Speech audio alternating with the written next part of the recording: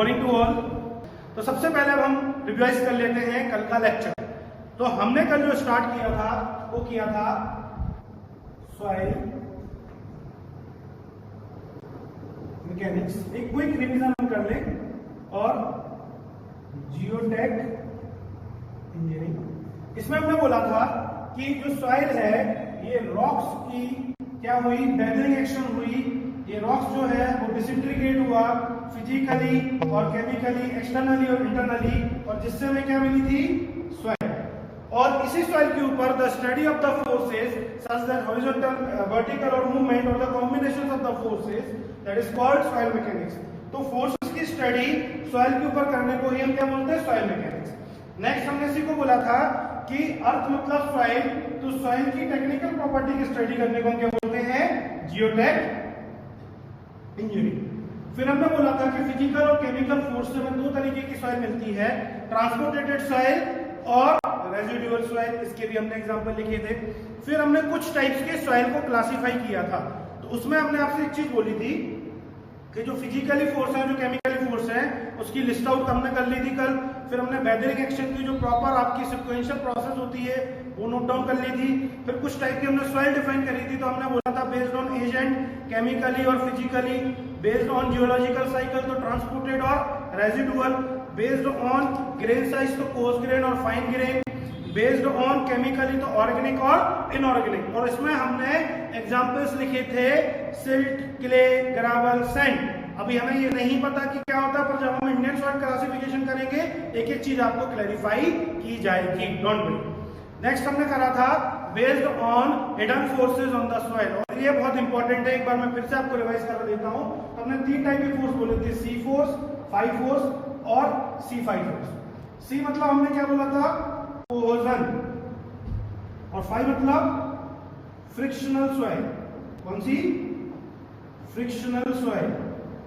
और C5 मतलब जिनमें दोनों फोर्स हो, कोहेजन भी और फ्रिक्शन। हमने बोला था कि जब कभी भी सॉइल में हम वाटर एंटर करेंगे और दो हाथों के बीच में रब करेंगे या दो उंगली के बीच में रब करेंगे, बिल्कुल मैं आपको प्रैक्टिकल एग्जांपल बता रहा हूं, वो अगर आपस में चिपक रही है, बाइंड हो रही है, that force is called C force, hidden force. और इस टाइप की सॉइल को हम बोलेंगे कोहेजन सॉइल, कोहेसिव सॉइल। ठीक है। सिमिलरली मैंने बोला था कि यदि मैं सॉइल को दो हाथों के बीच में, अपने पाम में, अपने दोनों हाथों की गद्दी के बीच में उसको रब करता हूं और आपस में वो टकराती हैं और कुछ फ्रिक्शन क्रिएट करती हैं, that type of soil is called frictional soil. कौन सी सॉइल, फ्रिक्शनल सॉइल। तो हमने बोला था कि जिसमें कोहेसिव की प्रॉपर्टी है कोहेसिव, जिसमें फ्रिक्शन की प्रॉपर्टी है फ्रिक्शन। यदि इसमें फ्रिक्शन की प्रॉपर्टी नहीं है तो क्या बोलेंगे, फ्रिक्शनलेस सॉइल। इसमें कोहेजन की प्रॉपर्टी नहीं है तो इसको क्या बोलेंगे, कोहेजनलेस सॉइल। और ऐसी सॉइल जिसमें वाटर ऐड करते ही कोहेसिव प्रॉपर्टी आ जाए और वाटर जब पूरी तरीके से ड्राई हो जाए तो फ्रिक्शनल प्रॉपर्टी हो जाए, that type of soil is C5। इसके हमने कल एग्जांपल भी देखे थे। कोहेसिव सॉइल को हमने बोला था क्ले, सिल्ट, है ना। और इसमें हमने बोला था फ्रिक्शनल सॉइल में सैंड, ग्रेवल, याद है। और C5 सॉइल में हमने बोला था black cotton soil, red soil, काली मिट्टी, लाल मिट्टी, पीली मिट्टी आपने देखी होगी जो मुरम टाइप से रहती है।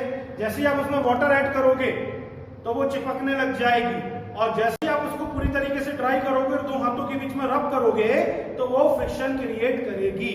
तो ये एक हिडन फोर्सेस के बेसिस पे आपका सॉइल का क्या था, एक क्लासिफिकेशन था। और यहां से आपका क्वेश्चन घूमता है।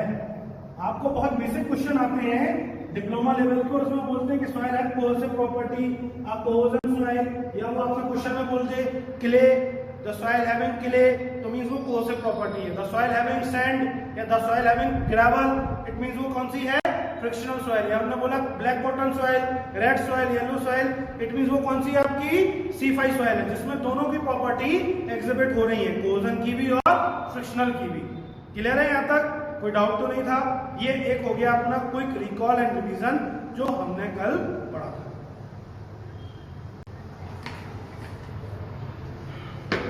चलिए अब मैं आपसे आगे बात करता हूं, जो हम पढ़ रहे थे उसी के आगे बढ़ेंगे। तो हमने जो 5 टाइप से सॉइल क्लासिफिकेशन किया था, एक और टाइप से हमें सॉइल क्लासिफाई करना है।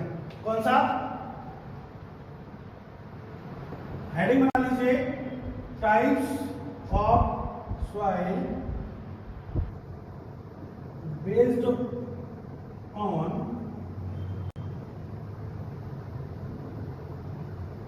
natural forces, based on natural forces or based on natural forces or formation by natural forces। ये मैं आपको इसलिए बता रहा हूं, और ये यहां से आप ये समझ लीजिए कि आपके व्यापम सब इंजीनियर में और एसएससी जेई आरआरबी जेई में यहां से क्वेश्चन एक पक्का है, मैं लिख के दे रहा हूं सॉइल का। तो ये बहुत इंपॉर्टेंट है, और ऐसी 15 टाइप की सॉइल है जो हम इसमें डिफाइन करेंगे। सबसे पहले समझ लीजिए है क्या टाइप्स ऑफ सॉइल, कौन से टाइप की सॉइल है based on natural forces. Natural force के कारण कौन सी टाइप की सॉइल है, या फॉर्मेशन बाय नेचुरल फोर्स। अब क्या होता है दोस्त, कभी हवा चलती है, पानी चलती है, या केमिकल रिएक्शन होता है, या आप ऐसा बोलेंगे कभी अर्थक्वेक आया।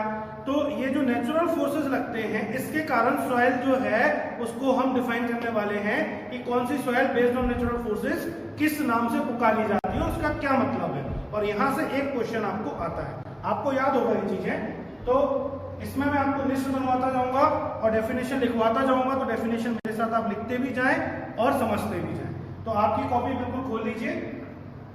पहली जो है दैट इज एलुवियल सॉइल। कौन सी? Alluvial soil. लिख लीजिए इसको, और इसी के सामने डैश करके डेफिनेशंस लिखती जाइए। देखिए इसमें सबसे पहले डेफिनेशन, फिर मैं आपको इसमें डिफाइन भी करूंगा। They are deposited due to running river water। They are deposited due to running river water action। They are deposited due to running river water action। They found near river bank। They found near river bank. River bank मतलब नदी का किनारा। मैंने आपसे क्या बोला, ये ऐसे टाइप की सॉइल है जो नदी का पानी बहता है और उसके साथ बहकर नियर द रिवर बैंक, तो पानी के साथ बहकर निकल जाती है और नदी के आसपास कोनों में, उनके साइड्स में मिलती है। तो नदी के आसपास जो सॉइल मिलती है उसको हम क्या बोलेंगे, एलुवियल सॉइल। फोर्स कौन सा लगा इसमें, natural force, running river water. कौन सा एक्शन लगा, रनिंग रिवर वाटर। तो रनिंग रिवर वाटर क्या हम कर रहे हैं, नहीं, कैसी है, नेचुरली रन हो रही है। तो that is why it is known as the alluvial soil. तो natural running river water force के कारण जो आपकी सॉइल मिलती है नदी के आसपास, that type of soil is called alluvial soil. दूसरी कोलुवियल सॉइल। बिल्कुल डेफिनेशन लिखते जाइए क्योंकि 10 मिनट लगेगा, पर ये इतनी इंपॉर्टेंट चीज है, यहां से क्वेश्चन आना है, पक्का आना है व्यापम में आपके, तो ये आपको पता होना चाहिए। कोलुवियल सॉइल की डेफिनेशन लिखिए जल्दी से। दे आर फॉर्म्ड ड्यू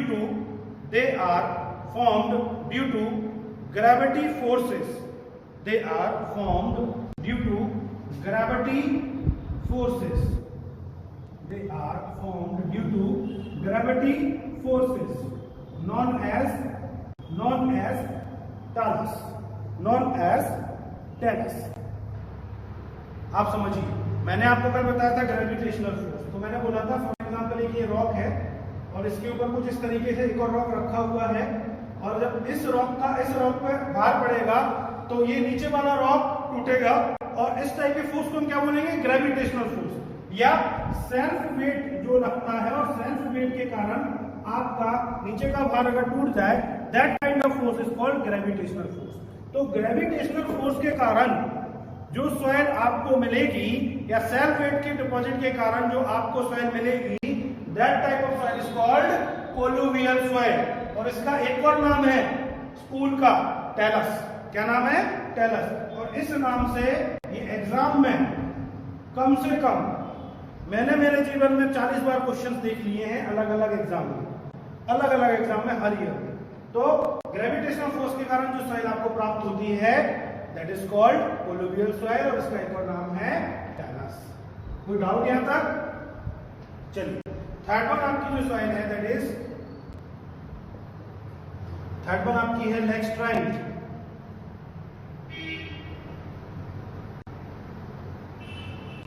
कौन सी है? लैक्स्ट्राइन। क्या बोलेंगे इंग्लिश में? लैक्स्ट्राइन। इसमें लिखिए सबसे पहले, they are the soil, they are the soil which are deposited, they are the soil which are deposited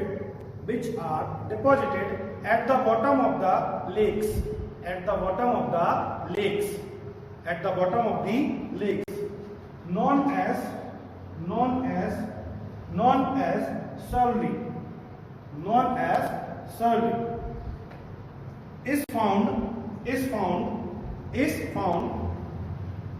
these soils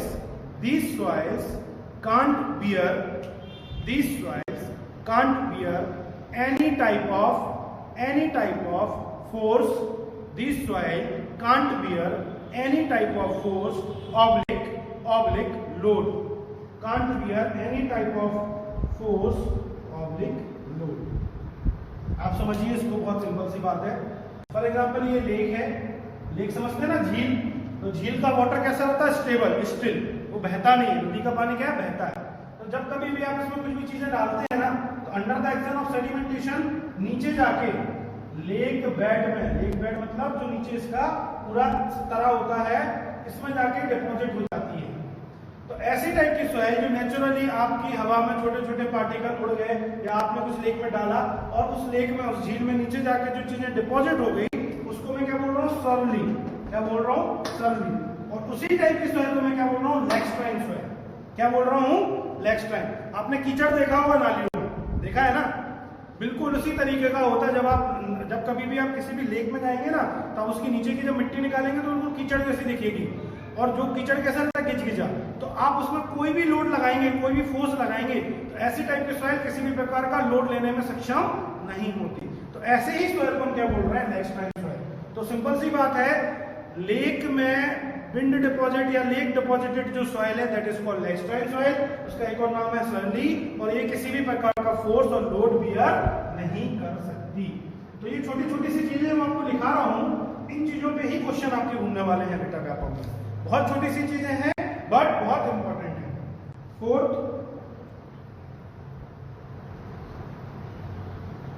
marine soil. कौन सी soil?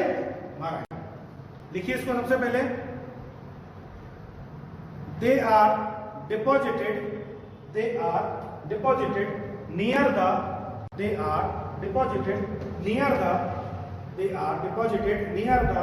sites of sea,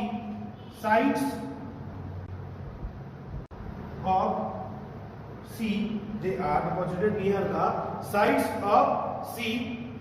It can be colored,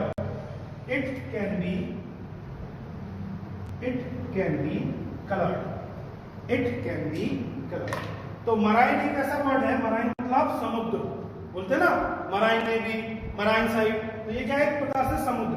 तो marine soil मतलब आपके समुद्र के आसपास, समुद्र के कोनों में, समुद्र के किनारों पे जो सॉइल मिलती है, ऐसे टाइप के सॉइल को क्या बोल रहे हैं? Marine soil. और इट में भी कलर, मतलब किसी भी कलर में ये प्राप्त हो सकती है, व्हाइट, रेड, येलो आपको देखने को मिलती है। तो सिंपल सी बात है कि जो आपके समुद्र के आसपास सॉइल मिलेगी that is called marine soil, और इट में भी कलर, ये किसी भी कलर की हो सकती है। क्लियर है यहां तक? फिफ्थ वन आप लिखिए, एलोलीन सॉइल। हम बोल ही रहे हैं कि based on natural formation, naturally soil कैसे फॉर्म हो रही है? तो भाई ये नदी से नेचुरली फॉर्म हुई, ये आपकी अलग अलग तरीके से नेचुरली फॉर्म हुई, ये आपकी लेक के उधर नेचुरली फॉर्म हुई, ये समुद्र से नेचुरली फॉर्म हुई। Fifth one is aeolian soil. इसमें लिखिए, these are the soil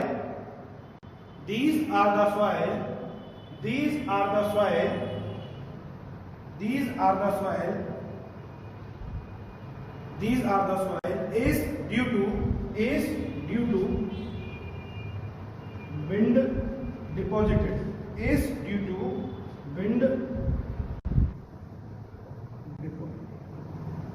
wind मतलब क्या? तो हवा से जो सॉइल डिपॉजिट होगी दैट इज कॉल्ड एलोनिक सॉइल। एलोनिक मतलब एयर, तो एयर से हवा से जो सॉइल आपकी क्या होगी? डिपॉजिट होगी नेचुरल फोर्स के कारण, ऐसी टाइप ऑफ सॉइल को क्या बोलेंगे? एलोनिक सॉइल। तो याद क्या रखना है इसमें? Wind deposit. क्लियर है ये पांचों? मैं मिटा रहा हूं, आगे बढ़ रहा हूं। इसमें कुछ ऐसी चीज है नहीं जो आपको रटना पड़े, बिल्कुल सिंपल सी चीजें मैं आपको बता रहा हूं, ये आपको बस ध्यान रखनी है। और जो आपको नोट्स बनवा रहा हूं एग्जाम के टाइम में क्विक रिवीजन करके जाना है, तो आपका क्वेश्चंस बाहर नहीं जाएगा। नेक्स्ट है लॉसेस सॉइल। कौन सी है? Losses soil. इसमें आप सबसे पहले परिभाषा लिख लें। ड्यू टू विंड डिपॉजिट, इसमें लिखिए ये भी विंड डिपॉजिट सॉइल है, बट एलोनिक और लॉसेस में क्या फर्क है मैं आपको अभी समझाता हूं। इसमें पहले लिख लीजिए। Due to wind silts are formed, due to wind silts, due to wind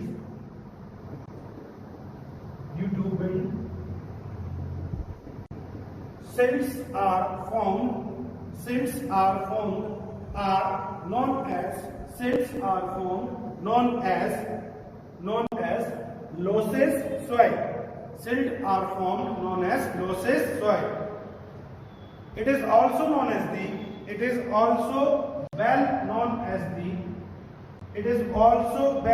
as the collapsible soil.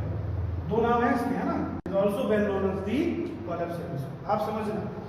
एक आपके पास कौन सी सॉइल है? एलोनिक। तो मैंने बोला कि जो हवा से, विंड से उड़ के आपके पास सॉइल है दैट इज कॉल्ड एलोनिक। और मैंने बोला लॉसेस, तो एलोनिक के साथ आपके सैंड टाइप के पार्टिकल के लिए या दूसरे साइज के पार्टिकल्स भी उड़ के आ सकते हैं। मतलब किसी भी साइज के पार्टिकल उड़ के आए पार्टिकल, और उसको हमने क्या बोला? एलोनिक। लॉसेस भी विंड डिपॉजिट है, पर एक मैंने वर्ड इस्तेमाल किया सिल्ट्स।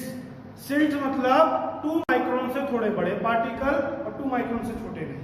तो अब ये माइक्रोन क्या भी अपन समझेंगे। आप इतना सा बात समझिए कि सिल्ट मतलब फाइन पार्टिकल। मैंने कल भी आपको बताया था कोर्स ग्रेन मतलब बड़े पार्टिकल और फाइन ग्रेन मतलब छोटे पार्टिकल। तो लॉसेस ऐसी सॉइल है जो फाइन ग्रेन पार्टिकल्स को हवा में उड़ा के डिपॉजिट कर दे, दैट इज कॉल्ड लॉसेस। एक बहुत प्रैक्टिकल एग्जांपल आपको देता हूं। आप कोचिंग्स में, आपके स्कूल में, कॉलेज में जब जाते थे, जब बहुत दिनों तक बंद रहता था, तो जब आप जाते थे तो बेंच के ऊपर, टेबल के ऊपर आपको उसमें मिट्टी जमी हुई मिलती थी, थोड़ी थोड़ी सी धूल, बहुत पतली, जो आप हाथ लगाते थे तो महसूस होता था। जब आप हाथ लगाते थे तो ये महसूस होता था, बट देखते थे तो उतनी ज्यादा नहीं दिखती थी, या बहुत ज्यादा दिनों ज्यादा दिखती थी। ठीक है ना? तो वही जो सॉइल है, that type of soil is called losses, जो आपकी हवा से उड़कर आई, ठीक है, और आपके टेबल पर डिपॉजिट हो गई लाइक फाइन पार्टिकल्स। ठीक है, ये तो हो गई बात लॉसेस और एलोनिक की। यदि अब मैं लॉसेस सॉइल उस टेबल में से उस सॉइल को इकट्ठा कर लूं, ऐसा इकट्ठा कर लूं, और इकट्ठा करने के बाद मैं बोलूं कि इसमें लोड लगाऊं, फोर्स लगाऊं, तो लगेगा क्या? नहीं लगेगा। तो ऐसी सॉइल जो कोलैप्स हो जाए, उठाने पे ही झड़ जाए, तो इसीलिए इसका नाम क्या है? एक और कोलैप्सिबल सॉइल।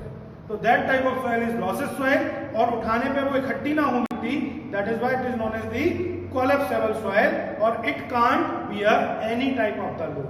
इस टाइप की सॉइल किसी भी प्रकार का लोड लेने में सक्षम नहीं होती है। क्लियर है बात? तो लॉसेस और एलोनिक में आई थिंक आपका डाउट क्लियर हो गया होगा। अगर कोई दिक्कत है तो आप कमेंट कर दें, मैं 2 मिनट के लिए कमेंट ले लेता हूं।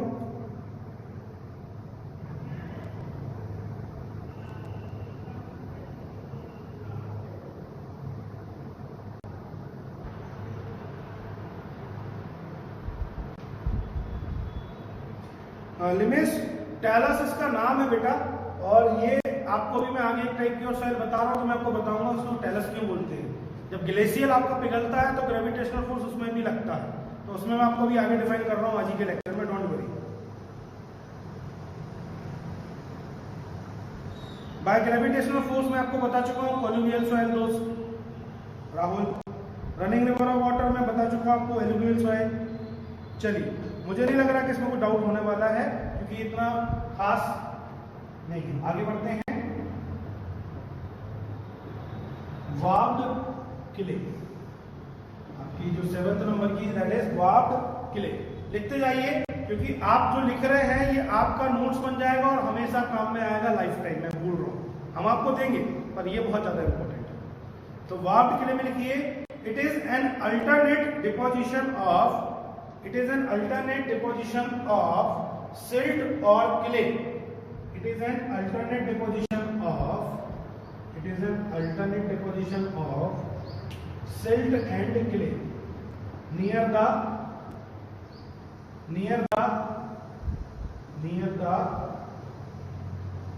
river bank। नदी के कोनों के आसपास आपको अल्टरनेट डिपोजिशन मिले सिल्ट का और क्ले का। अब ये अल्टरनेट कैसे मिलेगा? तो दोस्त, जब नदी का पानी बहता है तो वो ये देख के नहीं बहाता कि भाई पहले सिल्ट बहाऊं फिर क्ले बहाऊं। अल्टरनेट का मतलब है या तो क्ले या तो सिल्ट। तो जब आप नदी के आसपास खुदाई करेंगे, आप देखेंगे उसके कोने में कि जब आपने खोदी थोड़ी सी मिट्टी, तो नीचे सिल्ट है ऊपर क्ले, या नीचे क्ले है ऊपर सिल्ट है। क्यों? क्योंकि जब नदी पानी बहाती है तो वो अल्टरनेट डिपॉजिट करती है कुछ ना कुछ, मतलब बड़े साइज के पार्टिकल ऊपर रखती है, छोटे साइज के पार्टिकल्स नीचे डालती है। तो alternate deposition of silt and clay near the river bank, ऐसी टाइप की यदि आपको सॉइल मिलती है naturally, that is called warped clay. Clear है? क्या बोलेंगे इसको? Warped clay. नेक्स्ट आप आ जाइए, 8th one is loam soil. कौन सी सॉइल? लोम सॉइल। देखिए इसमें, it is an alternate deposition of, it is an alternate deposition of, ये जो डायग्राम बना रहा हूं ये बनाते जाइए भैया। It is an alternate deposition of sand, silt or clay। It is an alternate deposition of sand, silt and clay in equal proportion, in equal proportion, in equal proportion near the sides of river bank, near the sides of river bank। नदी के कोनों में आपको यदि alternate deposition मिले sand, silt और clay का, ऐसी टाइप की सॉइल को आप क्या बोलोगे? लोम।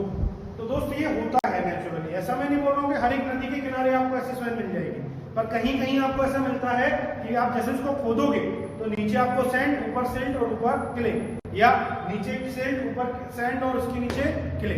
तो पर फाइन पार्टिकल्स नीचे होते हैं ज्यादातर, और आपके जो कोर्स पार्टिकल है वो ऊपर होते हैं। तो ये जो नेचुरली आपका जो रनिंग रिवर वाटर है, ये इस तरीके का अगर कुछ कॉम्बिनेशन बना दे किसी भी नदी में, that will depend on the natural condition, क्योंकि अपने हाथ में नहीं होता, तो उसके अकॉर्डिंग अपन ने इसको क्या कर दिया, एक बार डिफाइन कर दिया कि आप इसको क्या बोलोगे।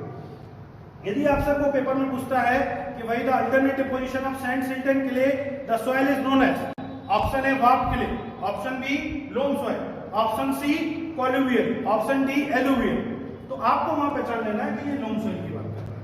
यदि वो आपको बोलता था alternate deposition of silt and clay, the soil is known as alluvial soil, colluvial soil, warped clay, loam soil, तो आपको वार्प्ड क्ले लगाना है। तो these soils are based on the natural forces, कि नेचुरल कंडीशन के कारण कौन सी सॉइल कैसी बन रही है और उस सॉइल को हम किस नाम से पुकारेंगे। जबकि आपके पेरेंट्स जब आप पैदा हुए होंगे तो उन्होंने पहले कुछ नाम सोचा होगा, फिर कुछ दिनों बाद आसपास के लोगों ने, रिश्तेदारों ने आपका कुछ और एक नया नाम निकाल दिया, जनरली होता है। तो सिमिलरली जो नेचुरली नाम निकलता है ना आपका, जो आपके रिश्तेदार और जो आपके दूसरे लोग निकाल देते हैं घर में प्यार से, ये वही नाम है कि जो प्यार से नेचुरली फोर्सेस लगे हमारी सॉइल के ऊपर, तो वो किस कंडीशन में क्या बनी, तो उसको हमने प्यार से वो नाम दिया। क्लियर है यहां तक? चलिए नेक्स्ट 9th लिख लिया ना आप लोगों ने यहां तक? Bentonite soil. कौन सी? Bentonite soil. देखिए इसमें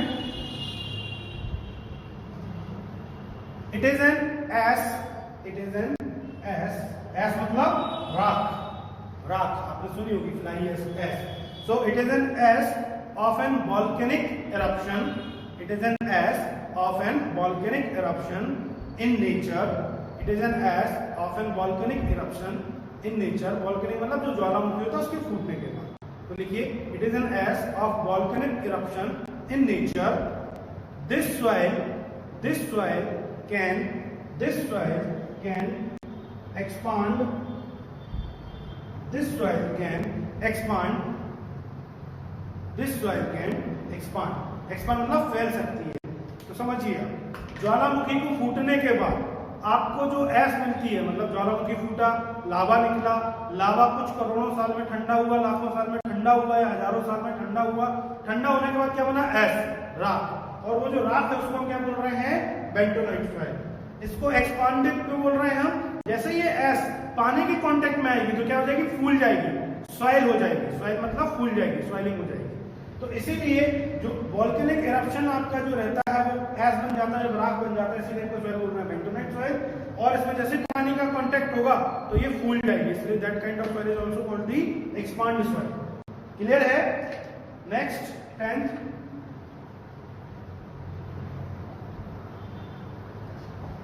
एक्सपांसिव सॉइल। ये मैंने एक अलग से नाम दिया आपको बुक्स में, इसी को हमने बेंटोनाइट को ही एक्सपांड सॉइल से डिफाइन किया है, पर मैं इसको इसलिए अलग से दे रहा हूं कि बहुत बार पूछा गया है तो आपको समझ में आना चाहिए। तो 10वां बना लीजिए एक्सपांसिव सॉइल। लिखिए इसमें जल्दी से, when water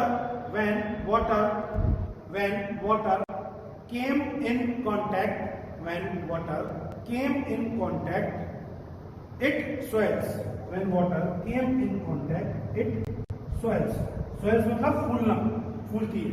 जैसे ही पानी कांटेक्ट आती है ये वाली सॉइल तो वो फूल जाती है, मतलब जैसे ही सॉइल में हम पानी ऐड करेंगे सॉइल फूल जाएगी। तो लिखिए पूरी definition, when water came in contact it swells, and when water goes, and when water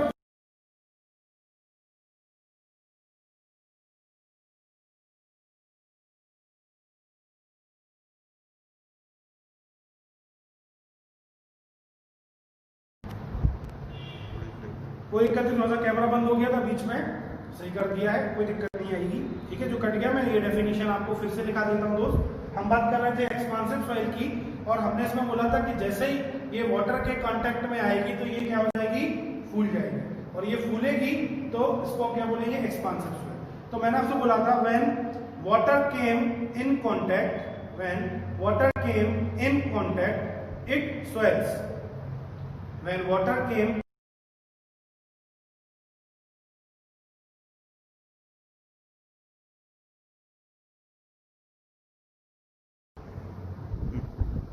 लिख दो, रिजॉल्व करते हो, कोई दिक्कत नहीं दोस्त। थोड़ा सा ब्लैंक जो आया है, सॉफ्टवेयर भी रहते हैं, आप लोग टेक्निकल लोग हैं तो आप लोग उस चीज को अच्छे से समझ सकते हैं। क्या होता है, एक रहती है ऑफलाइन क्लासेस तो हम उसमें रेगुलर पढ़ते हैं और पढ़ाते हैं, और एक होती है ऑनलाइन जो लाइव अपन आज पढ़ रहे हैं। मैं आपको रिकॉर्ड करके लेक्चर्स दे दूँ कोई काम की नहीं है, जो अपन नेचुरली 1 to 1 इंटरेक्ट हो रहा है ना लाइव क्लास में, उसका एक जो इंटरेक्शन है और उसकी एक जो समझ है वो अलग होती है। तो अब ये दिक्कत नहीं होगी, थोड़ी सी बीच बीच में जो प्रॉब्लम आ रही है हम रिजॉल्व करते जा रहे हैं। चलिए, तो आपका छूटा कुछ भी नहीं है, मैं आगे नहीं बढ़ाऊँ, अपन बात कर रहे हैं आगे एक्सपांसिव सॉइल की।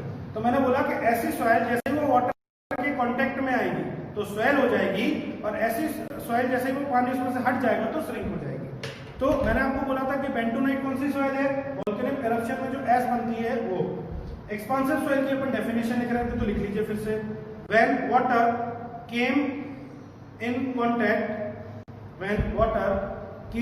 contact it swells, when water came in contact it swells, and when water goes on from it, and when water goes from it it shrink। फिर से मैं डिफाइन कर देता हूं, when water came in contact it swells, and when water goes from it shrink, it shrink। This soil is adopted in under-reamed pile foundation। This soil is adopted in under-reamed pile foundation। under-reamed pile foundation से मतलब है कि जो आपकी pile foundation होती है उसमें ये इस्तेमाल करते हैं। एग्जाम्पल इसी में नीचे लिख लीजिए आप इसका एग्जाम्पल ब्लैक कॉटन सॉइल, काली मिट्टी, हिंदी में बोले तो काली मिट्टी। तो दोस्त एक्सपांसिव सॉइल मतलब जैसे ही वो वाटर के कांटेक्ट में आएगी तो फूल जाएगी, और जैसे ही वो पूरी तरीके से ड्राई होगी मतलब वाटर निकाल देंगे तो वो श्रिंक हो जाएगी। और ऐसे ही टाइप के सॉइल को हम क्या बोल रहे हैं, एक्सपांसिव सॉइल। एग्जांपल है ब्लैक बॉटम सॉइल, मैंने आपको इसकी डेफिनेशन भी लिखा दी है। क्लियर है यहां तक? चलिए जल्दी से और आगे बढ़ते हैं इसमें। नेक्स्ट जो आपकी है दैट इज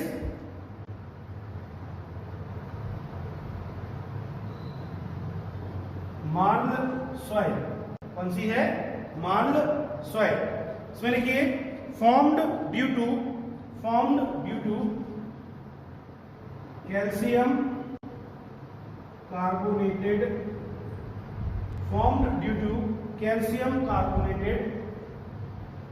content।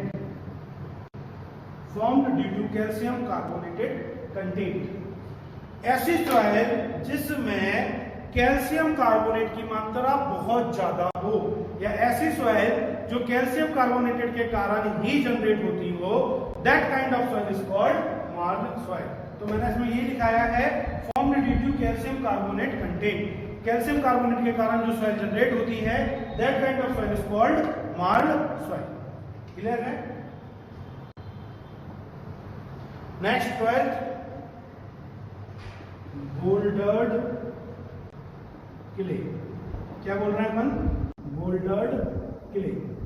बहुत इंपॉर्टेंट है एग्जाम पॉइंट ऑफ व्यू से और बहुत बार पूछी गई है। इसके अलावा आप मार्क कर लें alluvial soil, colluvial soil, loess soil, aeolian soil, ठीक है, एक्सपांसिव सॉइल, वो सारी सॉइल भी बहुत इंपॉर्टेंट है जो बहुत बार पेपर में पूछी गई है। बोल्डर्ड क्ले, आप एक चीज समझो, बोल्डर अपन बचपन में सुनते आ रहे हैं कि घर में जब नींव बनती थी पुराने जमाने में, आज भी बहुत ज्यादा गाँव में इस्तेमाल होता है, तो इस टाइप का आपने देखा होगा ज्यादातर बड़े साइज का पार्टिकल, तो उसको क्या बोल देते थे? बोल्डर। और ऐसे ब्लॉक जोड़ के नीचे की नींव बनती थी, ठीक है ना। तो बोल्डर के लिए सबसे पहले आप ये समझे जनरली कहाँ मिलती है? हिली एरिया में, जहां पे माउंटेन्स हो। क्या हो? माउंटेन्स हो। क्ले मैंने आपको कल भी बताया था, क्ले 2 माइक्रोन से छोटे पार्टिकल्स या 2 माइक्रोन से लेके और छोटे पार्टिकल्स को हम क्या बोलते हैं? क्ले। अब एक चीज यहाँ पे मैं आपको बता देता हूँ, 1 माइक्रोन इक्वल्स टू 1/1000। 1 माइक्रोन बराबर कितना होता है? 1/1000। यदि मैं 2 माइक्रोन को कन्वर्ट करूं तो 2/2000 कितना आएगा बेटा? 0.002 mm। आप समझ सकते हैं कि 0.002 mm से छोटे साइज के पार्टिकल्स को क्या बोल रहे हैं? क्ले। क्या बोल रहे हैं? क्ले। ये नोट डाउन कर लें कि पूरी सॉइल में और आगे भी काम में आने वाला है। तो मैंने माइक्रोन को mm में कन्वर्ट किया है। 1 माइक्रोन बराबर होता है 1/1000 mm। तो मैंने 2 माइक्रोन के साइज के पार्टिकल्स को बोलते हैं क्ले। अभी के लिए याद रखिए, जब हम इंडियन स्टैंडर्ड सेल क्लासिफिकेशन करेंगे मैं आपको बताऊंगा ऐसा क्यों। तो 2 माइक्रोन को अगर मैं कन्वर्ट करूं mm में तो 2/1000, then that is equals to 0.002 means 0.002 mm के साइज के पार्टिकल हम क्या बोल रहे हैं? क्ले। और बोल्डर मतलब ग्रेटर देन 300 mm साइज के पार्टिकल को हम क्या बोल रहे हैं? बोल्डर। क्या बोल रहे हैं? अब आप समझना, मैंने आपसे क्या बोला? हम बात कर रहे हैं बोल्डर क्ले की। तो मैंने आपको बोला कि 300 mm से बड़े साइज के पार्टिकल को बोल्डर और 2 माइक्रोन या 0.002 mm से छोटे साइज के पार्टिकल क्ले। तो ऐसी टाइप की सॉइल जिसमें 300 mm से लेके 2 माइक्रोन तक के मतलब 0.002 mm तक के साइज के पार्टिकल्स मिक्स हो, आपस में इंटरमिक्स हो, that kind of soil is called bouldered clay. ऐसी टाइप की सॉइल को क्या बोलेंगे? Bouldered clay. लिखिए एक बार इसको, the soil in which more than 2 micron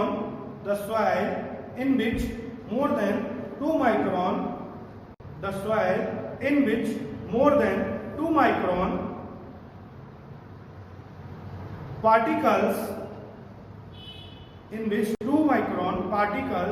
are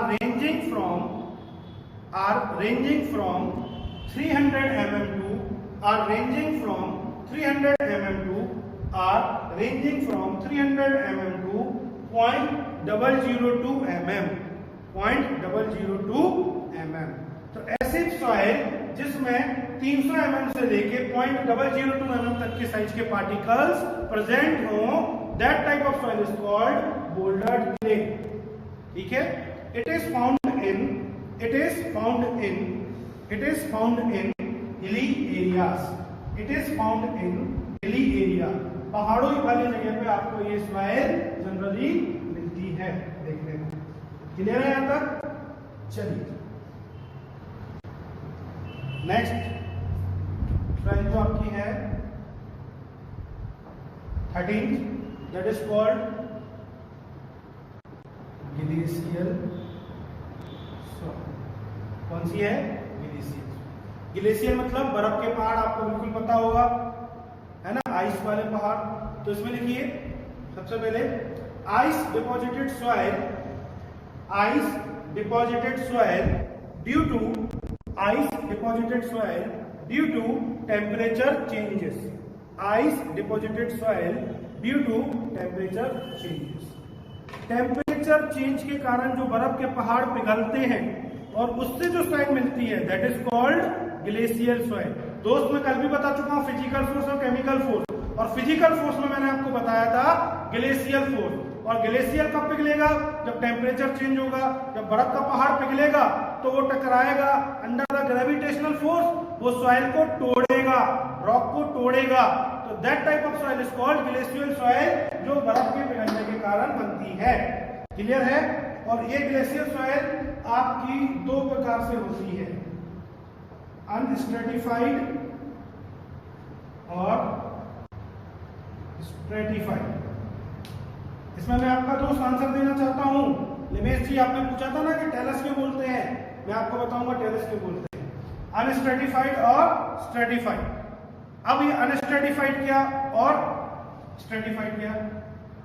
तो अनस्ट्रेटिफाइड मतलब ड्यू टू सडन फोर्स। लिख लीजिए बिल्कुल ऐसे एग्जाम्पल,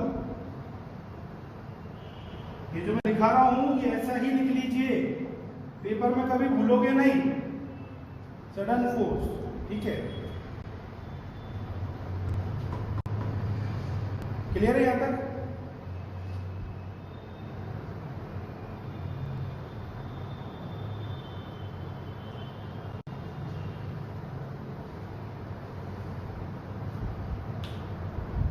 अब आप समझिए, बर्फ का पहाड़ तो पिघलना ही है, उसी से सॉइल मिलनी है, इसलिए मैं उसको ग्लेशियर बोला। और बर्फ का पहाड़ दो कारण से पिघलता है, एक नेचुरल फोर्स के कारण और एक अननेचुरल। अननेचुरल मतलब एक सडन फोर्स। तो दोस्त स्ट्रेटिफाइड मतलब नेचुरल फोर्स, अगर आप इसको चाहें आप लिख सकते हैं नॉर्मल और नेचुरल। और अनस्ट्रेटिफाइड मतलब under the action of sudden force. तो ये जो सडन फोर्स है ये क्यों आएगा? जब कभी भी आपका अर्थक्वेक आता है और ग्लेशियर पिघलता है, क्या आता है? अर्थक्वेक आता है और उस शेकिंग से ग्लेशियर पिघलेगा तो जो पहाड़ टूटेगा उससे जो सॉइल बनेगी that type of soil is called unstratified. तो सॉइल ग्रेविटेशनल फोर्स के कारण ही टूटेगी, बट उसमें कौन सा फोर्स लगेगा? Sudden force, shaking force, that is due to earthquake. और ऐसे टाइप के सॉइल को क्या बोलोगे? अनस्ट्रेटिफाइड। और इसका एग्जांपल है TILL, टिल दिख रहा है नीचे तक, TILL टिल।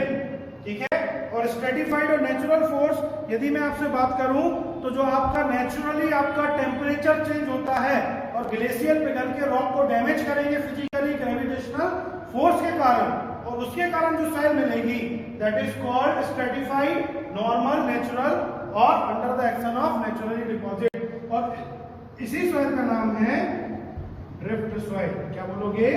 ड्रिफ्ट। क्या बोलोगे? Drift soil. तो ये जो दो नाम मैंने आपको दोस्त लिखाए हैं यहाँ पे, टिल और ड्रिफ्ट, ये आपके पेपर में बहुत बार पूछे गए हैं, व्यापम सब इंजीनियर में, SSC जेई में, RRB जेई में, UP जेई में, राजस्थान जेई में, DMRC में, BMRC में। ये बहुत इंपॉर्टेंट है, इसको बिल्कुल इस तरीके से नोट रखिए। आप लिमेश जी के कमेंट पे आपने उन्होंने बोला था कि सर इसको टेलस क्यों बोलते हैं? दोस्त अंडर द एक्शन ऑफ, जब ग्रेविटेशनल फोर्स लगता है ग्लेशियर में, अंडर द एक्शन ऑफ वो लगता है। तो पर्टिकुलर एक पहाड़ का नाम था टेरस। तो उस समय जब ये खोज चल रही थी कि नेचुरली क्या कौन सी सॉइल बनती है, तो उन्होंने उसका नाम रख दिया। जैसे आपका निमेश नाम है, घर का नाम हो सकता है चिंटू। तो सिमिलरली ग्लेशियर सॉइल जो मैंने आपको बोली थी, इसका घर का नाम क्या है उस समय? टेरस। तो बिल्कुल सिंपल सी बात है। क्लियर है यहाँ तक?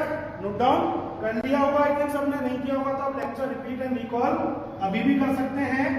मतलब आप लाइव स्ट्रीमिंग में भी अगर आपका कुछ छूटता है तो आप पीछे जाके देख सकते हैं जहां से भी छूटा है। ठीक है, नेक्स्ट सेकेंड लास्ट,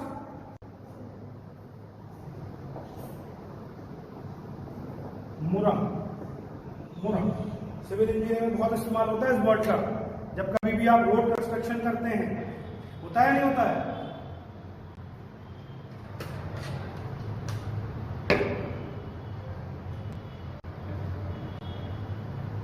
क्यों होता है?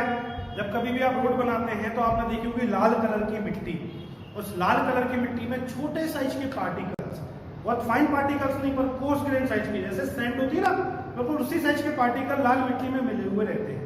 और जैसे हम उसको मिलाते हैं तो क्या करती है? टाइटनेस क्रिएट करती है, मतलब डेंस करती है हमारे सरफेस को, जिसके ऊपर हमें लोड देना है, मतलब हमें ट्रैफिक रन करना है। इसलिए वो मुरम उसको डेंसिटी को बढ़ाने के लिए इस्तेमाल करते हैं। तो वो जो लाल सॉइल है जिसमें सैंड है, ऐसी टाइप की सॉइल को हम क्या बोलते हैं? मुरम।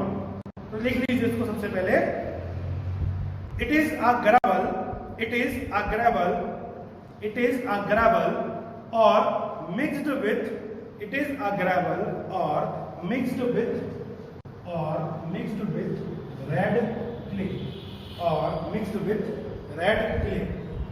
Size of the gravel particles is less than 4.75 mm. 4.75 mm से छोटे साइज के पार्टिकल लाल मिट्टी में मिला दिए जाएं, दैट इज कॉल्ड मुरम। पर ये नेचुरली मिलती है, नेचुरली बनती है मुरम, इसलिए इसको क्या बोलते हैं? डायरेक्टली मुरम। मुरम क्यों बोलते हैं इसको? क्योंकि इसमें सैंड या ग्रेवल साइज के पार्टिकल्स के साथ आपकी लाल मिट्टी भी है। इट मींस ये कौन सी टाइप की सॉइल हो गई दोस्त? कौन सी टाइप की हो गई? कौन सी हो गई? C5। जैसे ये वाटर के कांटेक्ट में है तो चिपकेगी, और जैसे ये ड्राई होगी तो फ्रिक्शन क्रिएट करेगी, क्योंकि इसमें साइज के पार्टिकल्स भी हैं और रेड भी सॉइल है तो मतलब क्ले भी है। तो ऐसी टाइप की सॉइल जिसमें 4.75 mm साइज के छोटे पार्टिकल्स हो नेचुरली और रेड सॉइल मिक्स हो, that type of soil is मुरम। इसकी खदानें होती हैं बराबर, नेचुरली भी ये मिलती है। क्लियर है यहाँ तक? लास्ट जो आपकी सॉइल है, और ये भी आपकी एक दो बार एग्जाम में पूछी जा चुकी है, हार्ड पर सॉइल। कौन सी? हार्ड पर सॉइल। देखिए इसको सबसे पहले, it is a glacier till, it is a glacier till, it is a glacier till soil, it is a glacial till soil, it is a glacial till soil, it is very tough, it is very tough to excavate, it is very tough to excavate in dry state। मैं फिर से बोल रहा हूं, it is a glacial till soil, it is very tough to excavate in dry state, dry state मतलब सूखी condition में। It can be excavated, it can be excavated in, it can be excavated in wet state, wet मतलब गीली, dry मतलब सूखी। It can be excavated in wet state easily। समझिए बात मैं क्या बोल रहा हूँ? मैंने बोला it is a till soil, और टिल सॉइल हमने कौन सी बोली थी? ग्लेशियल सॉइल में अर्थक्वेक या सडन फोर्स के कारण जो हमें सॉइल मिल रही थी, that is called till soil. तो दोस्तों कभी भी अर्थक्वेक आता है और ये जो सडन फोर्स आता है, इसके कारण ये जाके जमीन में बहुत तेजी से डिपॉजिट हो जाती है सॉइल, और ये कैसी हो जाती है? हार्ड। कैसी हो जाती है? हार्ड। कैसी हो जाती है? हार्ड। इसलिए इसका नाम स्टार्टिंग क्या? हार्ड। तो जब ये हार्ड जाती है, पूरी जाके डिपॉजिट हो जाती है और हार्ड रहती है, और जब आप इसको निकालने की कोशिश करोगे तो सूखी की कंडीशन में ये नहीं निकलती, ये इतनी ज्यादा हार्ड होती है। बट जैसे ही हम इसमें पानी ऐड करेंगे, जैसे ही हम इसमें वाटर ऐड करेंगे, तो ये निकालना आसान हो जाती है। तो इसीलिए सॉइल का नाम है हार्ड पर सॉइल, और ये किसकी सॉइल है? Till soil. क्लियर है? आई थिंक यहाँ तक क्लियर होगा। आज के सेशन का सबसे पहले मैं डाउट ले लेता हूं, फिर मैं आगे बढ़ूंगा। जिस किसी के भी डाउट हो कृपया डाउट पूछ लें, 2 मिनट का समय है, जल्दी से।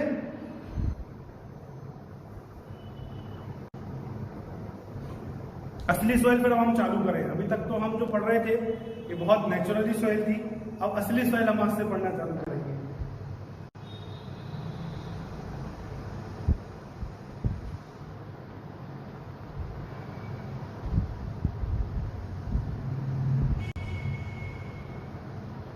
कोई डाउट नहीं है? हार्ट पर फिर से बता देता हूं दोस्त, मैंने आपसे बोला कि आपका जो ग्लेशियल है, ये जो रॉक है, ठीक है, ये कौन सा रॉक है? ग्लेशियल रॉक है, ठीक है। इसमें क्या लगा? अर्थक्वेक फोर्स लगा, अर्थक्वेक आया या सडन सीकिंग आई, इसके कारण ये हिला, और हिलने के कारण जो रॉक टूटा वो कौन सी सॉइल मिली? टिल। और ये जो टिल सॉइल है ये कैसी है? हार्ड। तो जब ये ड्राई स्टेट में होगी, कैसी होगी? ड्राई स्टेट में होगी, तो ये हार्ड सॉइल निकालना तकलीफदेह होगा। और जैसे ही इसमें हम क्या ऐड करेंगे? पानी, गीला करेंगे, तो ये क्या हो जाएगी? सॉफ्ट हो जाएगी, और इस सॉइल को उखाड़ना आसान हो जाएगा। तो ऐसी टाइप के सॉइल को हम क्या बोल रहे हैं? हार्ड पर सॉइल। क्या बोल रहे हैं? हार्ड पर सॉइल।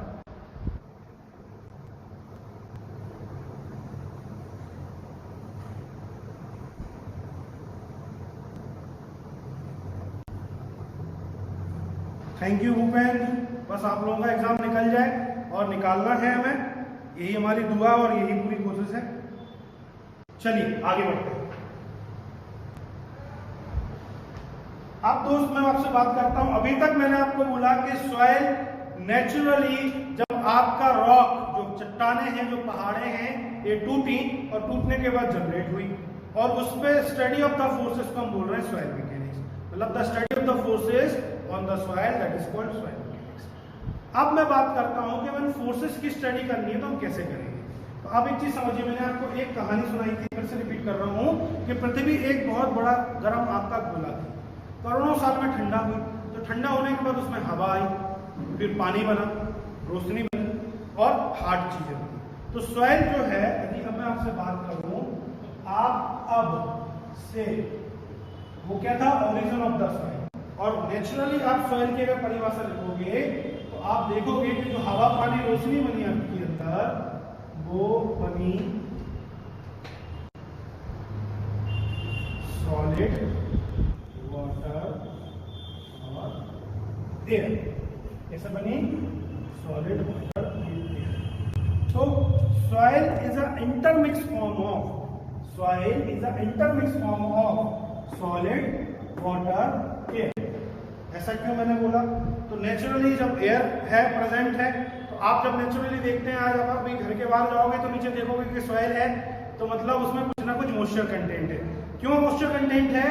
क्योंकि अगर आप उसको 100% ड्राई भी कर दोगे तो एटमॉस्फेयर में कुछ ना कुछ ह्यूमिडिटी है, तो वो ह्यूमिडिटी मॉइस्चर गेन कर लेता है। तो मतलब यदि सॉलिड पार्टिकल्स हैं तो उसमें कुछ मॉइस्चर कंटेंट है, मींस वाटर है, और एयर तो पूरे एटमॉस्फेयर में प्रेजेंट है ही। तो मतलब अगर एटमॉस्फेयर में मैं सॉइल की बात करूं तो it is an intermix form of solid, water and air, और it is a blended form. Blended मतलब आपस में मिले हुए, of solid, water and air. अब आपका क्वेश्चन होना चाहिए था, सर कि वाटर, सॉलिड नीचे क्यों रखा, वाटर ऊपर और एयर ऊपर क्यों है? तो दोस्त, सॉलिड का weight as compare to water soil में ज्यादा होगा, और as compare to water air का वेट कम होगा।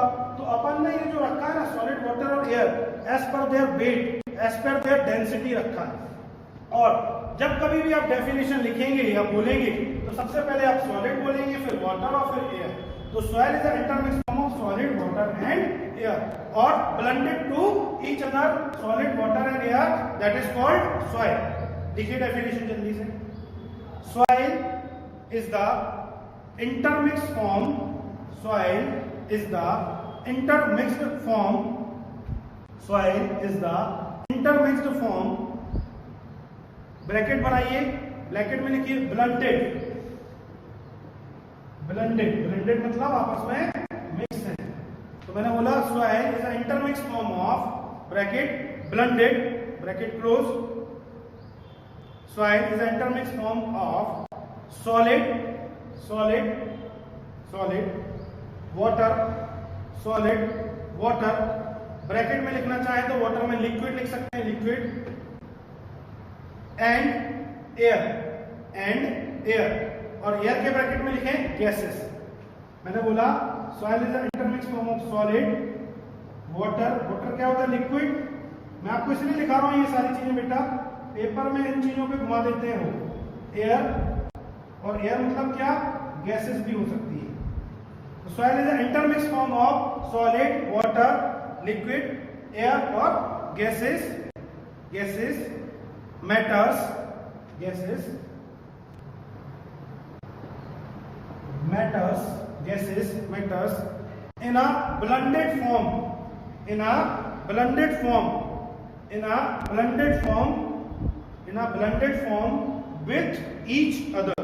in a blended form with each other, एक दूसरे के साथ ब्लेंडेड फॉर्म में सॉलिड, वाटर और एयर या सॉलिड, लिक्विड और गैसेस सब्सटेंसेस मिक्स हैं, दैट इज कॉल्ड सॉइल। इसको क्या बोलेंगे, सॉइल। क्लियर है यहां।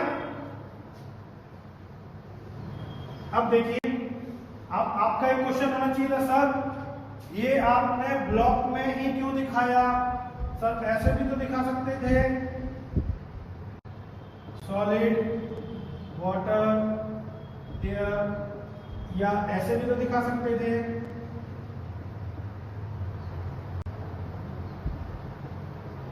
ये क्वेश्चन होना चाहिए था, मैंने पूछ लिया, क्योंकि हम लाइव पढ़ रहे हैं तो आप नहीं पूछ पा रहे, तो मैंने पूछ लिया। तो ऐसा क्यों, तो भाई साहब हमेशा ध्यान रखना, सॉइल को यदि हमें स्टडी करना है फोर्सेस की, तो सॉइल में यदि कुछ भी चेंज आता है तो या तो बाय वेट आएगा और बाय वॉल्यूम आएगा। क्या आएगा, या तो बाय वेट आएगा और बाय वॉल्यूम आएगा। तो एक अगर हम फिक्स्ड अमाउंट में बाय वेट और बाय वॉल्यूम एनालिसिस करना है तो सबसे अच्छा कौन सा रहता है, ये रेक्टेंगुलर। कौन सा रहता है, रेक्टेंगुलर। बाय इसमें और इसमें वेट और वॉल्यूम वेरी कर सकता है अलग अलग सब्सटेंसेस का, तो स्टैंडर्ड हम हमेशा क्या लेंगे, रेक्टेंगुलर। ठीक है, तो ये दिमाग में नहीं आना चाहिए कि ये ऐसा क्यों लिया। अब देखिए इस डायग्राम में हमने तीन चीजें दिखाई हैं, तीन फेज, सॉलिड भी दिखाया है, वाटर भी दिखाया और एयर भी दिखाया है। मतलब सॉइल तीन मैटर से मिलकर बनी है, सॉलिड से, वाटर से और एयर से। तो हमने इसमें तीनों चीजें दिखाई हैं, तो ऐसे डायग्राम को हम क्या बोलेंगे, थ्री फेज।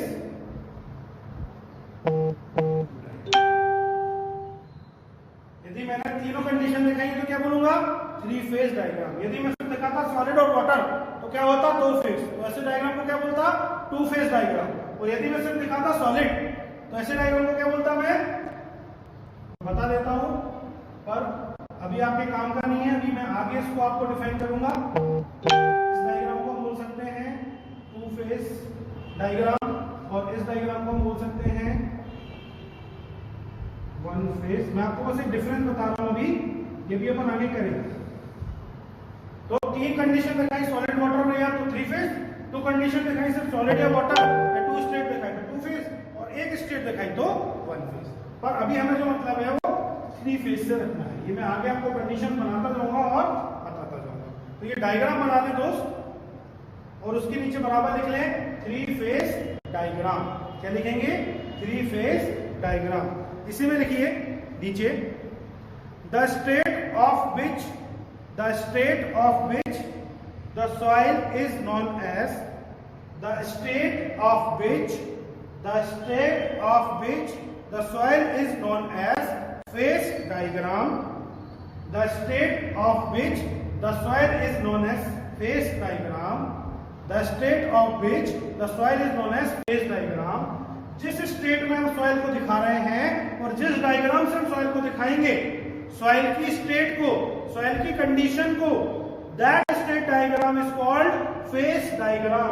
तो ये जो रेक्टेंगुलर ब्लॉक है तो मैं क्या बोल रहा हूं, फेज डायग्राम। और तीनों फेज दिखाए हैं, solid, water, air, that is known as the three phase diagram. देखिए इसमें, the condition of the soil are indicated by the condition of the soil are indicated by the condition of the soil are indicated by block diagrams, the condition of the soil are indicated by block diagrams is known as three-phase diagram. Is known as three-phase diagram. Is known as three-phase diagram. आप एक चीज को समझिए दोस्त, naturally जब लोग soil mechanics पढ़ाना चालू करते हैं तो मैंने जो आपको कल से लेकर अभी तक की कहानी बताई ना, ये बहुत सारे लोग नहीं बताते, ओरिजिन ऑफ द सॉइल बोल के खत्म कर देते। पर मैं आपका ऐसा बेस बनाना चाह रहा हूं कि आप यदि एक बार सॉइल पढ़ रहे हैं तो दोबारा आपको सॉइल किसी से भी पढ़ने की आवश्यकता ना पड़े और खुद भी रिवाइज करें तो क्विक रिवीजन हो जाए, ऐसे कॉन्सेप्ट डेवलप हो जाए। इसलिए मैंने आपको वो बेस बनाया। क्वेश्चन हम तभी प्रैक्टिस कर पाएंगे जब बेस अच्छा होगा, तभी आपको मजा आए। क्लियर है? यहां तक डेफिनेशन क्लियर है? कोई दिक्कत नहीं होगी आई थिंक किसी को भी। चलिए, तो हमने बोली सॉइल की परिभाषा, it is an intermix form of solid water और एयर, और it is intermix form of solid liquid और gaseous matter which is blended to each other, जो कि आपस में मिले हुए हैं। और इसको हम फेज डायग्राम से रिकमेंड करेंगे, और यदि हम उसमें तीन फेज दिखा रहे हैं तो that is called three phase diagram. कोई दिक्कत यहां तक? चलिए, अब हमें सॉइल को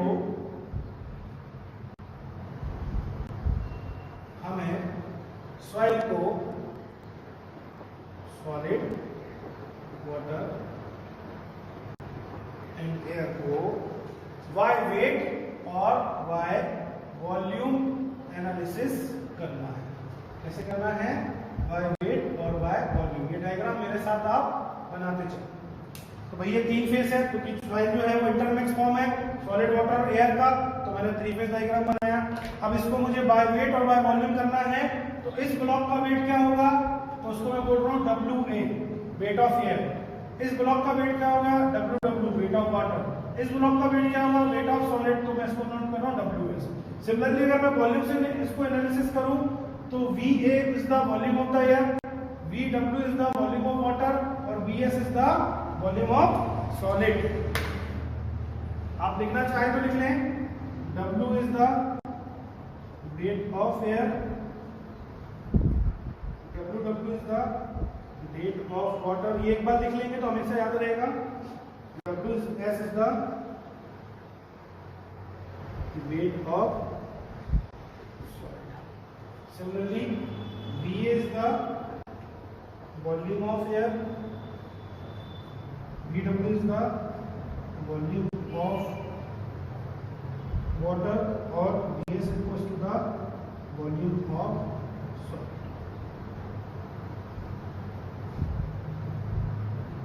क्लियर है यहां तक?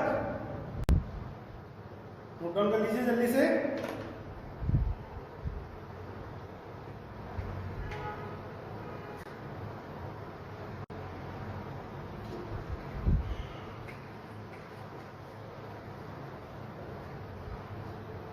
अब मैं आपसे बोलूं कि इस सॉइल का टोटल वेट निकालो, तो टोटल वेट को मैं बोल रहा हूं कैपिटल W। क्या होगा?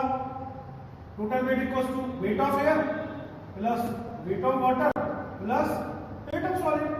भाई अगर इस सॉइल को मैं किसी वेटिंग मशीन में रखूंगा तो सॉलिड और वाटर का वेट क्या होगा? Total weight, weight of air plus weight of water plus weight of solid. कोई डाउट इसमें? But weight of air equals to 0। ऐसा क्यों? ऐसा इसलिए दोस्त, एज कंपेयर टू सॉलिड और वाटर, एयर का वेट कैसा होता है? नेग्लिजिबल। मैं बात कर रहा हूं वजन की। फॉर एग्जांपल ये मार्कर है, तो मेरे हाथ में इसका वेट कैसा है? नेग्लिजिबल। यदि मैं इसमें बोतल रखूं और मैं इसमें और भी कोई हैवी चीज रख लूं, तो बोतल के कंपैरिजन में मेरे हाथ में जो मार्कर है इसका वेट कैसा है? नेग्लिजिबल। पर बोतल का वेट कैसा है? ज्यादा। तो सिमिलरली सॉइल में सॉलिड और वाटर के कंपैरिजन में एयर का वेट कैसा? नेग्लिजिबल। नेग्लिजिबल का मतलब वो है पर उससे कुछ फर्क नहीं पड़ रहा है। So that's why weight of air equals to 0। तो यदि अब मैं बात करूं टोटल वेट ऑफ सॉइल क्या होगा? Wait of water plus weight of solid, क्योंकि वेट ऑफ एयर क्या हो गया? 0। ये हमेशा ध्यान रखना है कि सॉलिड और वाटर के कंपैरिजन में एयर का वेट क्या रहता है? नेग्लिजिबल। इसलिए वेट ऑफ एयर हमेशा हम 0 मान के चलते हैं। तो अगर मैं वेट के टर्म्स में बात करूं तो total weight of the soil solid. लिख लीजिए जल्दी से, as compare to weight of, आप चाहें तो छोटे फॉर्म इस्तेमाल कर सकते हैं, WS, WW, WA बराबर, ये बार बार लिखने की जरूरत नहीं है, एक बार में लिख लिया तो हमें याद हो गया।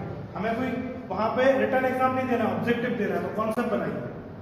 उसमें लिखिए as compare to weight of solid and weight of water, as compare to weight of solid and weight of water, weight of air is negligible, weight of air is negligible, hence weight of air equals to 0, hence weight of air equals to 0. So total weight of the soil is weight of air plus weight of water plus weight of solid. Weight of air क्या हो गया 0. Now the total weight of the soil is weight of water plus weight of solid. Clear है? लिख लीजिए। चलिए अब मैं बात कर रहा हूं आगे आपसे इन टर्म्स ऑफ वॉल्यूम। सो अगर मैं इस सॉइल का टोटल वॉल्यूम निकालूं तो मैं इसका पूरा टोटल वॉल्यूम कैलकुलेट करना पड़ेगा। तो भाई ये जो फेस है तो इसका हमें लेंथ ब्रेड्थ और हाइट पता होना चाहिए, तो ये हमें पता होती है तभी हम निकाल पाते हैं। तो total volume of the soil is volume of air plus volume of water plus volume of solid. ये मैं आपको डिफाइन किया।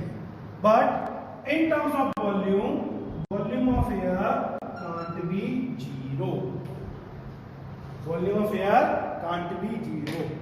अब आप बोलोगे सर क्या मजा ले रहा हो आप, तो बोले वेट ऑफ एयर आपने वहां 0 कर दिया और जब वेट नहीं है तो फिर वॉल्यूम कैसे आएगा? मैं आपको समझाता हूं, ना पढ़ो। ये हाथ है तो मैंने इस मार्कर को रखा, इसका वेट मेरे हाथ में कैसा नेग्लिजिबल, और इस बोतल को रखा तो इस मार्कर के कंपैरिजन में बोतल का वेट कैसा है? ज्यादा। इसलिए क्या हो गया नेग्लिजिबल, कि इससे मुझे कोई फर्क ही नहीं पड़ रहा मेरे हाथ पे। बट ये जो मार्कर है ये कुछ एरिया, कुछ वॉल्यूम क्या कर रही है? ग्रैब कर रही है, स्पेसिफाइड वॉल्यूम ले रही है। मतलब ये मार्कर इतनी जगह घेर रही है, मींस वॉल्यूम घेर रही है। तो एयर का वेट तो 0 हो सकता है, एयर का वेट तो 0 हो सकता है, बट वॉल्यूम 0 कभी नहीं हो सकता। सो total volume of the soil is volume of air plus volume of water plus volume of solid. समझ गए बात? फिर समझा देता हूं। ये मार्कर मेरे लिए वेट कैसा है? नेग्लिजिबल है, क्योंकि इसके वजन से मेरे हाथ में कोई फर्क नहीं आ रहा, पर इस मार्कर ने कुछ स्पेस ऑक्यूपाई कर लिया है, मतलब कुछ वॉल्यूम ऑक्यूपाई कर लिया मेरे हाथ पे। That's why volume of air can't be 0। So total volume of the soil equals to volume of air plus volume of water plus volume of solid. तो लिख लीजिए इसमें the volume of air can't be 0, the volume of air can't be 0 in case of, the volume of air can't be 0 in case of it occupied some space, it occupied some space in soil, it occupied some space in soil, hence the total volume of the soil is equals to, the total volume of the soil equal to volume of air plus volume of water plus volume of solid। कोई तकलीफ इसमें यहां तक? बिल्कुल नहीं होनी चाहिए। Clear है? थोड़ा सा नीचे का ये मिटा रहा हूं। मैं अब आप लोगों को एक ऐसी चीज दिखाना चाह रहा हूं जो जनरली कोई नहीं बताता, पर मैं आपको एक माइक्रोस्कोपिक व्यू दिखाना चाहता हूं। माइक्रोस्कोपिक व्यू मतलब मैंने भी बात करी कि इंटरमिक्स में सॉलिड वाटर एयर, तो ये नेचुरली दिखता कैसे, तो आप समझिए। सबसे पहले मैं बात कर रहा हूँ सॉलिड पार्टिकल्स, इसकी बात कर रहा हूं मैं।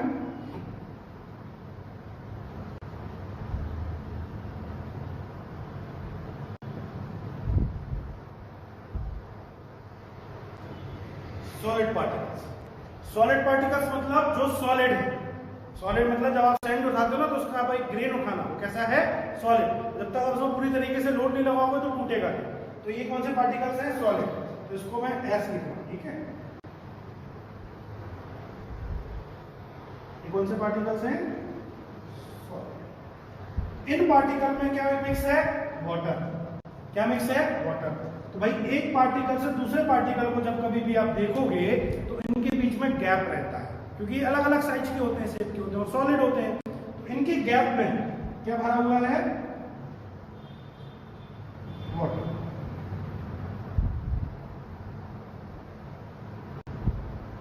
ये माइक्रोस्कोपिक भी बता रहा हूं, जब कभी भी सॉइल माइक्रोस्कोप में रखोगे तो ऐसे दिखेगी। तो सॉलिड पार्टिकल्स के बीच में क्या हो रहा है, वाटर, और तीसरी चीज क्या भरी हुई है, एयर। एयर जो है मैंने रेड कलर से बना दी है, वाटर वो है ब्लू से बनाया है। आप आपकी क्वालिटी 480 रखेंगे यदि तो आपको क्लियरली दिखेगा, हर एक चीज कलर भी दिखेगा। आप ऑटो की जगह इसको 360 या 480 कर लें तो आपका जो नेट है, एक्चुअली में आपका जो इंटरनेट है वो 2 GB तक आपको चाहिए डेली। यदि 5 आवर्स की क्लासेस आप देख रहे हैं तो 2 GB तक आपको इंटरनेट डेली का चाहिए आपके मोबाइल पे, डेटा पे, मोबाइल डेटा जो है। और एज वेल एज आप क्वालिटी 480 पिक्सल अगर रखेंगे तो हर एक चीज क्लियर दिखेगी, कभी भी कोई प्रॉब्लम नहीं है। तो मैं बात कर रहा था कि सॉइल जो है वो इंटरमिक्स फॉर्म है सॉलिड वाटर और एयर का। तो सॉलिड में वाटर है और एयर है। अब मैं इस सॉइल का वेट कर रहा हूं तो एयर जो है वो नेग्लिजिबल, इसलिए टोटल वेट ये है। इसका मैं वॉल्यूम निकाल रहा हूं तो टोटल वॉल्यूम वो है। अब यदि मैं इस सॉइल में बोलूं तो सॉलिड पार्टिकल्स कैसे हैं, ऐसे, और इनके बीच में क्या भरा हुआ है, वाटर एंड एयर। क्या भरा हुआ है, वाटर एंड एयर। तो एक पार्टिकल्स के बीच में, सॉलिड पार्टिकल के बीच में जो गैप है, इस गैप को मैं क्या बोल रहा हूं, वॉइड। क्या बोलूंगा मैं, void. The gap between one solid particle to one second particle is called void. और इस वॉइड में क्या भरा हुआ है, वाटर एंड एयर। क्या भरा है, वाटर एंड एयर। तो यदि मुझे वाटर और एयर, या मैं बोलूं कि वॉल्यूम ऑफ वॉइड निकालो, तो वॉल्यूम ऑफ वॉइड मतलब एक सॉलिड पार्टिकल से दूसरे सॉलिड पार्टिकल में कितना वॉल्यूम प्रेजेंट है। एक सॉलिड पार्टिकल से दूसरे सॉलिड पार्टिकल में कौन सा वॉल्यूम, एयर और वाटर प्रेजेंट है। तो क्या होगा, volume of void equals to volume of air plus volume of water.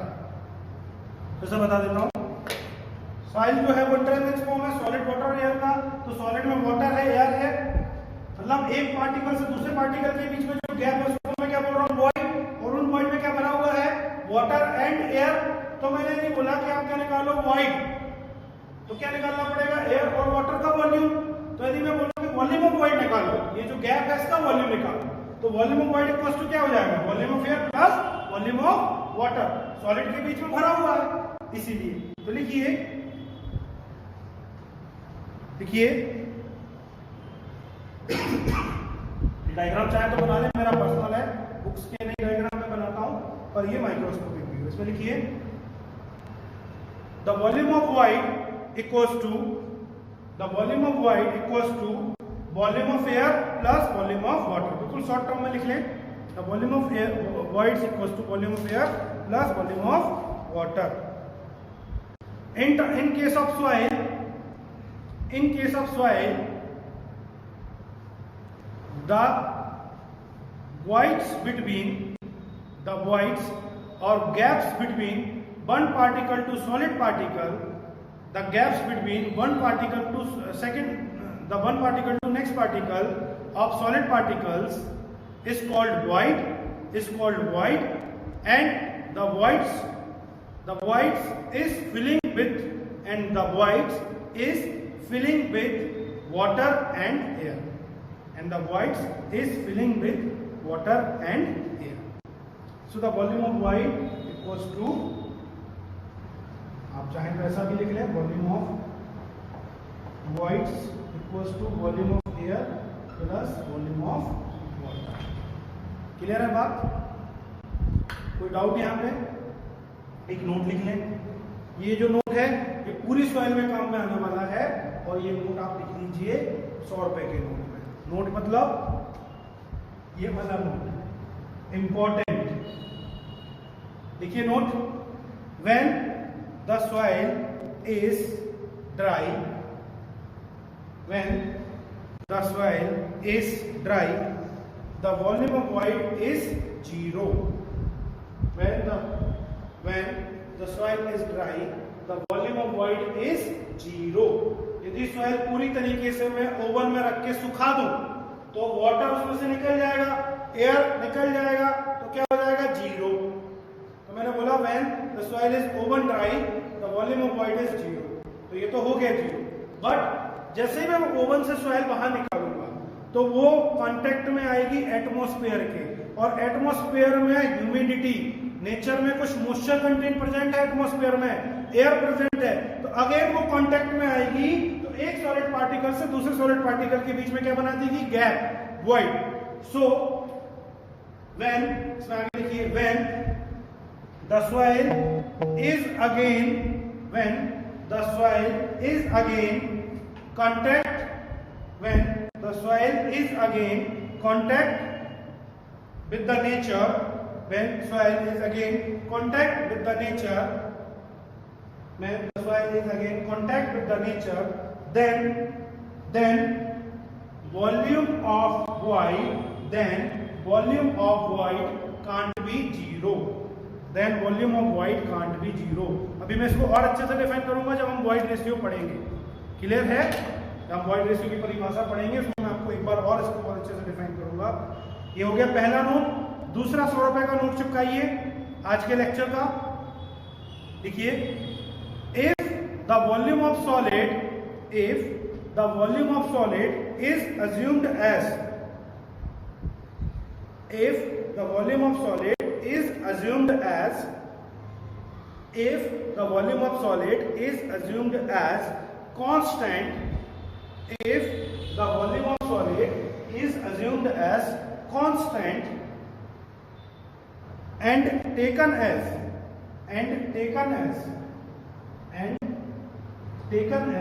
unity, मैंने बोला if the volume of solid is assumed as constant and taken as unity, unity मतलब 1, मतलब volume of solid equals to, यदि हम क्या ले लें, 1 ले लें, मैंने बोला if the volume of solid is assumed as constant and taken as unity, the volume of solid equals to, यदि हम 1 ले लें, then such type of phase diagram, then such type of phase diagram is known as, then such type of phase diagram is known as, then such type of phase diagram is known as unit phase diagram, then such type of phase diagram is known as unit phase diagram.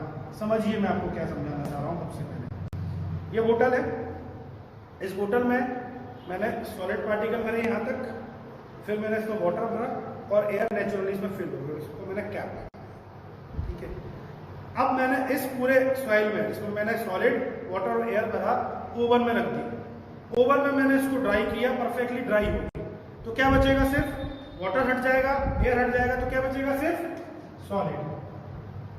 क्या बचेगा, solid. और ऐसी condition में जब soil perfectly क्या है, dry है, तो volume of solid equals to, हम क्या ले लेंगे, 1, क्या ले लेंगे, 1, और that is equals to unit phase diagram.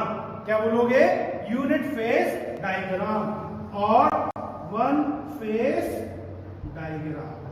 क्या बोलोगे, यूनिट फेज डायग्राम और 1 फेज डायग्राम। मैं फिर से बता देता हूं, इस बोतल में मैंने यहां तक सॉलिड भरा, यहां तक वाटर भरा और एयर नेचुरली इसमें आ गई, इसको मैंने ओवन में रखा और परफेक्टली इसको मैंने ड्राई किया। ड्राई करने के बाद वाटर और एयर हट जाएगा, क्या बचेगा, सिर्फ सॉलिड। नेचुरल के कांटेक्ट में नहीं आई, सिर्फ मैं ओवन में भी रखी हुई है, नेचुरली कांटेक्ट में नहीं आई, तब की बात कर रहा हूं। तो ऐसी कंडीशन में जब ओवन ड्राई करने के बाद सिर्फ सॉलिड पार्टिकल्स प्रेजेंट हो, that is called volume of solid equals to unity और इक्वल्स टू 1। और ऐसे में जब वाटर और एयर क्या हो जाएगा, 0, तो आपका क्या बचेगा, सिर्फ सॉलिड। और ऐसे में इस डायग्राम को क्या बोलूंगा, 1 फेज डायग्राम और यूनिट फेज डायग्राम। ऐसा क्यों, इसमें लिखिए आगे, because the volume of solid, because the volume of solid never changes, because the volume of solid never changes. ऐसा मैं क्यों बोल रहा हूं, ये बोतल में, अब मैं आप समझो कि सॉइल में 4 कंडीशन बनाऊंगा, कल जो लेक्चर आएगा अभी से बता देता हूं। 4 कंडीशन, या आप ऐसा समझो कि नेचुरली जब कभी भी आप सॉइल को कंस्ट्रक्शन के लिए इस्तेमाल करोगे तो 4 कंडीशन में आपको सॉइल मिलेगी। या तो सॉइल कैसी होगी, ड्राई, सूखी हुई होगी, या तो सॉइल कैसी होगी, पार्शियली सैचुरेटेड, पार्शियली मतलब कुछ अमाउंट ऑफ वाटर उसमें प्रेजेंट होगा, या तो सॉइल कैसी होगी, फुली सैचुरेटेड, मतलब उसमें अप टू 100% तक वाटर प्रेजेंट होगा। और चौथी कंडीशन, या तो सॉइल कैसी होगी, पूरी तरीके से डूबी होगी, तो क्या बोलेंगे, सबमर्ज्ड सॉइल। तो सॉइल की 4 कंडीशन बनेगी। पहली, या तो सॉइल परफेक्टली ड्राई होगी, दूसरी या तो सॉइल कैसी होगी, पार्शियली सैचुरेटेड, मतलब 100% से कम वाटर प्रेजेंट होगा। तीसरी कंडीशन बनेगी आपकी सॉइल फुली सैचुरेटेड, मतलब 100% वाटर अवेलेबल होगा।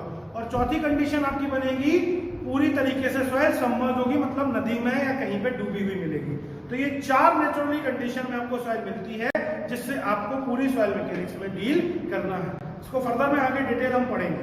तो आज मैंने सिर्फ पहली कंडीशन आपको बताई कि यदि मैंने सॉइल को ओवर ड्राई कर दिया तो वाटर और एयर क्या हो जाएगा, जीरो, सिर्फ क्या बचेगा, सॉलिड। सो ऐसे केस में हम क्या बोलेंगे, यूनिट फेज, यूनिटी, और यूनिटी मतलब volume of solid equal to 1, और जब सिर्फ सॉलिड बचेगा मतलब एक फेज बचा है, इसलिए इस डायग्राम को हमने क्या बोला, वन फेज डायग्राम और यूनिट फेज डायग्राम। और चारों कंडीशन में कभी भी सॉलिड का वॉल्यूम चेंज नहीं होगा, चाहे सॉइल ड्राई हो, चाहे पार्शियली सैचुरेटेड हो, चाहे फुली सैचुरेटेड हो, चाहे सबमर्ज्ड हो, पानी में डूबी हुई हो। ये कैसे होगा, कल हम अपने लेक्चर में डिस्कस आगे करेंगे। यहां तक क्लियर है? अब आज के लेक्चर का अगर कोई डाउट हो तो आप हमसे पूछ लीजिए। We are available for doubt.